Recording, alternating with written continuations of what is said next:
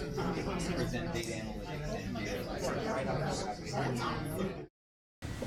Okay, let's do something again that's kind of in that simple kind of methodology, if you will. The infamous, how can I format my access to be the measure, kind of, for the measure in question. Most of us know how to do kind of what I'm showing here, which is the infamous, I have one parameter, and that parameter is basically driving, what you see in the screen. Jeremy showed a version of this earlier.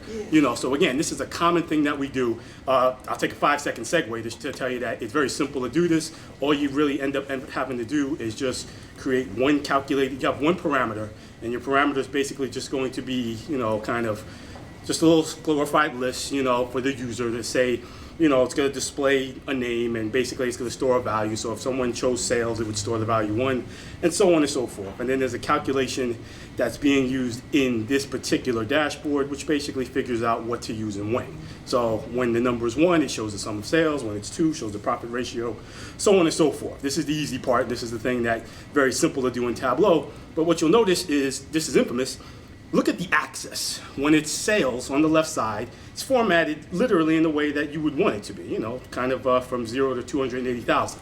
When we go to profit ratio, it's formatted as just 0 point, it's not as a percentage. And as I keep going, you'll kind of see that theme carry out. It's the axis is formatting kind of in this automatic fashion. And conventional wisdom, let me kind of shoot through this real quick. While you might think, you might just kind of be able to right click on the axis and say format. And let's say I'm going to go to profit ratio to show you why this does not work. Say I'm here and I go to format and I say, yeah, I want my axis to be formatted as a percentage. Matter of fact, I want that label to be formatted as a percentage as well. So now, take these decimal places off, and I'll do the same on the axis, and looks like all is well. Looks like everybody's happy now, because now that looks exactly the way I want it to. So I'd walk away thinking I'm good until we went back to sales, and that's garbage. So again, you can't do this in Tableau. You really can't. So what am I about to show you? The fact that you can do this in Tableau. It's smoke and mirrors. It's an illusion. I have another dashboard, and you're looking, and it's doing exactly what I want it to do. Profit is formatted as currency. Quantity is formatted as just a number. Profit ratio is formatted as percentage. Sales is formatted as currency.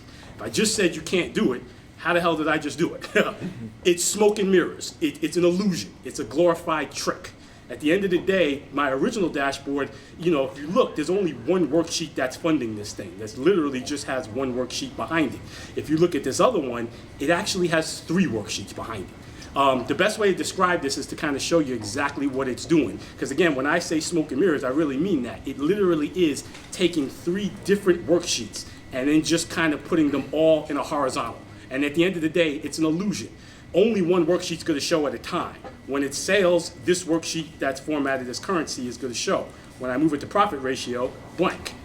The quantity one, blank. The percentage one shows. So again, I want to keep this to just 3 minutes. If someone wants me to show them literally how to build this, it is actually quite easy. It's no different than just dropping, like I said, like a horizontal or a vertical, and just putting the 3 things in there right next to each other. Just take, I don't think I can do this, actually, let's just do this. I got 2 seconds. So we'll take all this off. And I'll show you exactly what I mean. So we have our horizontal. I have 3 sheets. I'm going to change this to tiled, and I'm going to bring each one in. I'm going to bring that one, I'm going to bring this one, and I'm going to bring this one. This is what it really looks like, and this is how it really works. So at the end of the day, as I'm moving between them, you see what's happening. So how do I get it to take up the entire box? Just hide titles. There's another trick I can show you later on if you want to bring titles back. But once you start hiding titles, now all of a sudden you've completed the illusion, and now it works. You format your axis however you want for each individual worksheet, and you're good to go. And you don't have to create 22 worksheets. If you had to, you really only have to have a worksheet for the actual formatting. Notice there's only 3 worksheets, but there's 4 choices here. Profit and sales are both currency.